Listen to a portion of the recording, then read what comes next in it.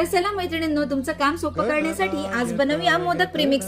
2 वाटी मखाणे कुरकुरीत होईपर्यंत भाजून घ्या। नंतर त्यामध्ये अर्धा वाटी काजू, अर्धा वाटी साखर आणि 1 वाटी मिल्क पावडर घालून मिक्सर मध्ये छान बारीक पावडर करून घ्या। मग काय झालं की तयार मोदकाचं प्रीमिक्स।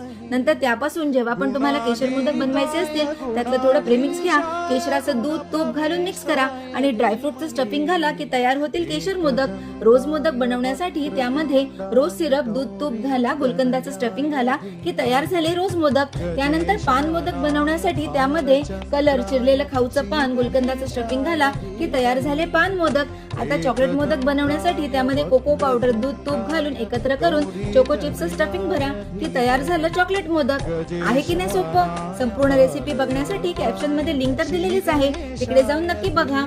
आणि वेगवेगळ्या फ्लेवरचे मोदक बनवणं खूप सोपं आहे, त्यामुळे आजच प्रीमिक्स बनवा आणि बाप्पाला वेगवेगळे मोदक बनवून खुश करा।